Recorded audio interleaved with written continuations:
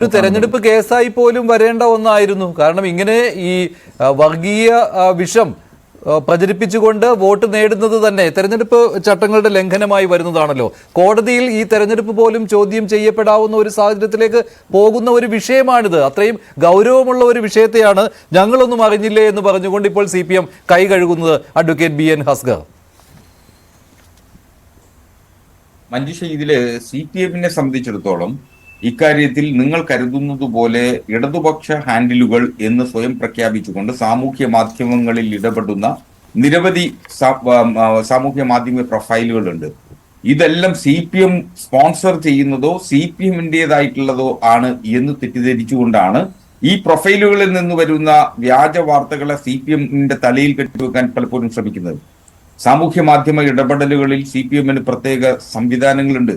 പക്ഷെ വളരെ ഉത്തരവാദിത്വത്തോടുകൂടി CPIM എന്ന പേരിൽ തന്നെയാണ് ആ സാമൂഹ്യ മാധ്യമ അക്കൗണ്ടുകൾ പ്രവർത്തിക്കാറുള്ളത്. ആ സാമൂഹ്യ മാധ്യമ അക്കൗണ്ടുകൾ CPM എന്ന പേരിൽ പ്രവർത്തിക്കുകയും അത് പ്രചരിപ്പിക്കുന്നുള്ള ആർജവം ആ ഘടകങ്ങൾക്കുണ്ട്. പാർട്ടിയുടെ ബ്രാഞ്ച് തലം മുതൽ പാർട്ടിയുടെ സംസ്ഥാന തലം വരെ അത്തരം സംവിധാനമുണ്ട്, അതിന് ചുമതലക്കാരുണ്ട്. വളരെ കൃത്യമായ രീതിയിൽ അത് അവർ നിർവഹിച്ചുകൊണ്ടിരിക്കുന്നു, സുദീർഘമായ രീതിയിൽ നിർവഹിക്കുന്നു എന്ന് ആണ് നാം കരുതേണ്ടത്. പലപ്പോഴും വിവിധ സാമൂഹ്യ മാധ്യമ ഹാൻഡിലുകൾ സാമൂഹ്യ മാധ്യമ ഹാൻഡിലുകൾ ഇടതുപക്ഷത്തിൻ്റെതാണ് എന്ന തെറ്റിദ്ധാരണയുടെ അടിസ്ഥാനത്തിൽ പലപ്പോഴും പടച്ചുവിട്ടിട്ടുള്ളത്. ഉദാഹരണത്തിന് പോരാളി ഷാജി എന്ന് സഖാവ് MV ഗോവിന്ദൻ മാസ്റ്റർ പേരെടുത്തുകൊണ്ട് തന്നെ ആ പേജിനെ സംബന്ധിച്ച് പറഞ്ഞു. അപ്പൊ അത്തരം സാമൂഹ്യ മാധ്യമ ഹാൻഡിലുകൾ നടത്തുന്ന പ്രവൃത്തികൾ CPM-ന്റെ തലയിൽ കെട്ടിവെക്കണ്ട. അത് CPM-ന്റേതായിട്ടുള്ളതല്ല. ഒന്ന്. രണ്ട്, നാം ഇപ്പോഴും ചർച്ച ചെയ്യാതിരിക്കുന്നത് ശൈലജ ടീച്ചറെ സംബന്ധിച്ച് ശൈലജ ടീച്ചറുടെ ഫോൺ ചിത്രമടക്കം പ്രചരിപ്പിച്ച ഇൻസ്റ്റാഗ്രാം പേജുണ്ട്. ആ ഇൻസ്റ്റാഗ്രാം പേജിൽ ഷാഫി പറമ്പലിനു വേണ്ടി കൃത്യമായി തെരഞ്ഞെടുപ്പ് പ്രചരണം നടത്തുന്നതായി നാം കണ്ടിട്ടുണ്ട്. അപ്പോ അത്തരത്തിലുള്ള ഇൻസ്റ്റാഗ്രാം പേജുകൾ ഉപയോഗിച്ച് സാമൂഹ്യ മാധ്യമങ്ങൾ ഉപയോഗിച്ചുകൊണ്ട് ശൈലജ ടീച്ചറെയും ആക്ഷേപിക്കുന്നതിനും വ്യക്തിപരമായി അധിക്ഷേപിക്കുന്നതിനും വേണ്ടി UDF പ്രചരണം നടത്തിയിട്ടുണ്ട്. ഞാൻ ശൈലജ ടീച്ചർ പോലും ആ രീതിയിലുള്ള ഒരു പരാതി കൊടുത്തിട്ടില്ല അഡ്വക്കേറ്റ് BN ഹസ്ഗർ. അത് മാത്രമല്ല, അവർ വാർത്താ സമ്മേളനത്തിൽ അന്ന് പറഞ്ഞപ്പോഴും താങ്കൾ ഈ പറഞ്ഞതുപോലെയുള്ള ആരോപണം അവർ ഉന്നയിച്ചിട്ടില്ല. ഇതിൽ നിയമ പോരാട്ടം നടത്താമായിരുന്നുവല്ലോ ഇവർക്കൊക്കെ. അതിനാരും ഒരു തടസ്സവും പറഞ്ഞിട്ടില്ലല്ലോ. ഇത് ആരോപണം CPM-ന്റെ നേതാക്കൾ പല രീതിയിലെന്ന് പറയുന്നുണ്ടായിരുന്നു. ടീച്ചർ പക്ഷേ ഇതിനോട് യോജിച്ചിട്ടില്ലായിരുന്നു. അവർ അങ്ങനെ ഒരു ആരോപണം ഉന്നയിച്ചിട്ടുമില്ല. മഞ്ജുഷ്, CPM-ന്റെ തെരഞ്ഞെടുപ്പ് സംവിധാനങ്ങൾക്ക് പ്രത്യേക ഘടനയുണ്ട്.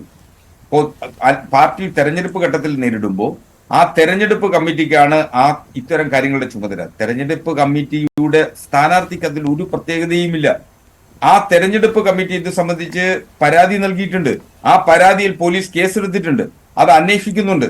ആ അന്വേഷണം നടന്നുകൊണ്ടിരിക്കുന്ന ഘട്ടത്തിലാണ് ഇപ്പോൾ ഇതിൽ മുഹമ്മദ് കാസിം ഹൈക്കോടതിയിൽ പോയി ത്വരിത വേഗതയിൽ അതിലൊരു റിപ്പോർട്ട് വന്നു. ആ റിപ്പോർട്ട് വന്നതുകൊണ്ട് ഇപ്പോൾ റിബേഷ് രാമകൃഷ്ണൻ എന്ന് പറയുന്ന ചെറുപ്പക്കാരനിലേക്ക് ആ അന്വേഷണം ചെന്നെത്തി നിൽക്കുന്നു. അതിനൊരു കാരണം കൂടിയുണ്ട് ഹസ്ഗർ. അന്ന് ഉന്നയിച്ചിരുന്ന ആരോപണങ്ങൾ അത് വസ്തുതകൾ ഉള്ളതായിരുന്നുവെങ്കിൽ, അങ്ങനെ ഒരു ബോധ്യമുണ്ടായിരുന്നുവെങ്കിൽ അതിന്റെ നിയമ പോരാട്ടങ്ങൾക്കും വേഗത കൂടുമായിരുന്നു. അതിന് ഉദാഹരണമാണ് ഈ യൂത്ത് ലീഗിന്റെ ഈ നേതാവ് നടത്തിയ നിയമ പോരാട്ടം. അദ്ദേഹത്തിന് ബോധ്യമുണ്ടായിരുന്നു, എനിക്കെതിരെയുള്ള കള്ള ആരോപണമാണ് ഇത്, ഞാനല്ല ഈ വർഗീയ വിഷം സമൂഹത്തിലേക്ക് കുത്തിവെച്ചത് എന്നുള്ള കാര്യം. അതുകൊണ്ട് അദ്ദേഹം ധൈര്യമായിട്ട് പോയി ഏത് അന്വേഷണത്തെയും നേരിടാൻ തയ്യാറായിരുന്നു. അങ്ങനെ ഒന്നൊന്നും ഈ ഷാഫി പറമ്പലിനെതിരെ ഉയർന്ന ആരോപണങ്ങളുണ്ടല്ലോ, അതിൻ്റെ നിയമ പോരാട്ട വശത്ത് CPM ഇല്ല. ആ രീതിയിലുള്ള നിയമ പോരാട്ടത്തിലുള്ള ആർജവം കാണിക്കുന്നില്ല. ആ തെരഞ്ഞെടുപ്പ് പ്രചാരണം കഴിഞ്ഞതോടുകൂടി, റിസൾട്ട് വന്നതോടുകൂടി അതെല്ലാം തീർന്നു.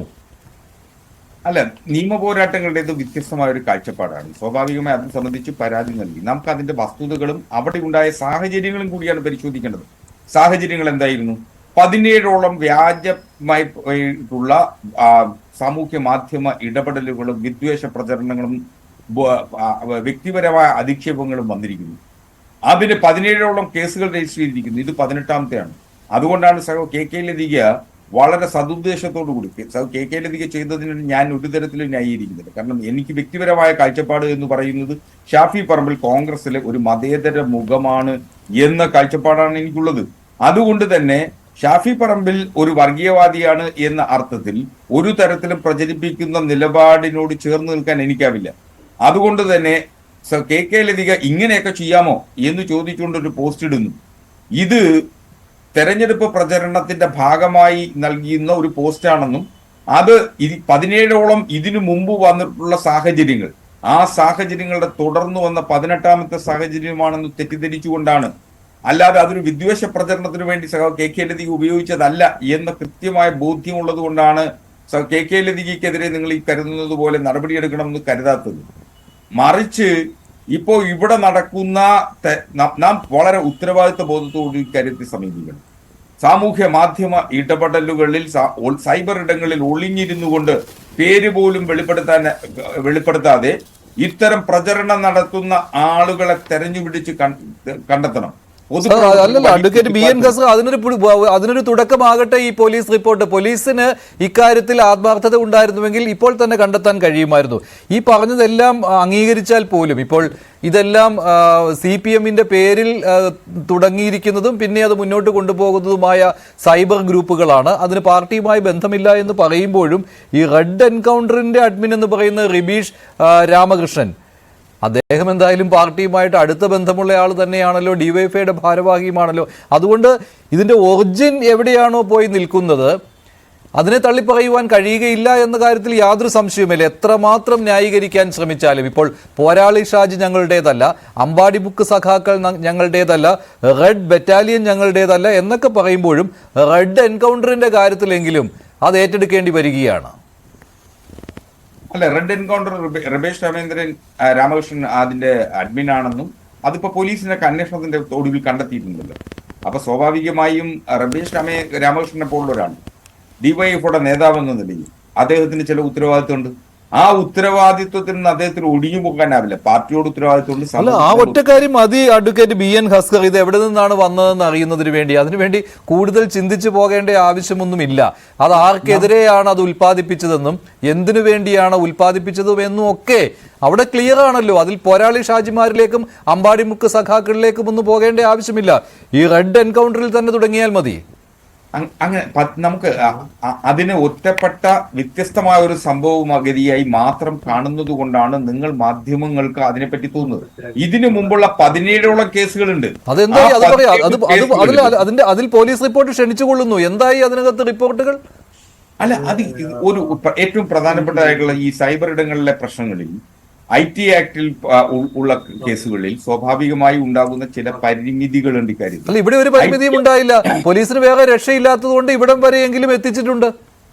അങ്ങനെയല്ല, ഇതില് ശാസ്ത്രീയ പരിശോധന ഉണ്ടെങ്കിൽ മാത്രമേ സയന്റിഫിക് എവിഡൻസ് ഫോറൻസിക് ലാബിൽ നിന്ന് ലഭിക്കുന്ന സൈബർ എക്സ്പെർട്ടിന്റെ റിപ്പോർട്ടുകൾക്ക് ശേഷം മാത്രമേ ഒരു കോടതി മുമ്പാകെ തെളിയിക്കാനാവൂ. അല്ലാത്ത പക്ഷം അത് മലീഷ്യസ് പ്രോസിക്യൂഷനിലേക്ക് അടക്കം പോകുന്നതിനുള്ള സാഹചര്യമുണ്ട്. അപ്പൊ അതുകൊണ്ട് പോലീസ് വളരെ അവധാനതയോടുകൂടി പെരുമാറുന്നു എന്ന് വേണം നാം കരുതാൻ. ശരി, താങ്കൾ ഇപ്പോഴും 17 കേസുകളിൽ നിൽക്കുകയാണ്. ശ്രീ നിജേഷ് അരവിന്ദ്, ആ 17 കേസുകളുടെ ഇപ്പോഴത്തെ അവസ്ഥ എന്താണ്? ഇപ്പോൾ 17 കേസുകളും UDF-ന്റെ നേതാക്കൾക്കെതിരെയാണ്. അത് KK ശൈലജയ്ക്കെതിരെയുള്ള പലതരത്തിലുള്ള ആരോപണങ്ങൾ പടച്ചുവിട്ടതാണ്, വസ്തുതാവിരുദ്ധമായ കാര്യങ്ങളാണ്. അവരെ വ്യക്തിപരമായിട്ട് അവരെ ഇല്ലാതാക്കുവാനും അവരെ തേജോവധം ചെയ്യുന്നതിനുമുള്ള, സമൂഹത്തിന് മുന്നിൽ അപമാനിതയാക്കുന്നതിനുമുള്ള ശ്രമങ്ങൾ നടത്തുന്ന രീതിയിലുള്ള സൈബർ പോരാളികളുടെ ഇടപെടലായിരുന്നു. അങ്ങനെയാണ് 17 കേസുകൾ വന്നിട്ടുള്ളത്. ഹസ്കർ പറഞ്ഞ ആ കാര്യമുണ്ടല്ലോ, അതിലെന്ത് നടപടി ഉണ്ടായിട്ടുണ്ട് യഥാർത്ഥത്തിൽ പോലീസിൽ നിന്ന്?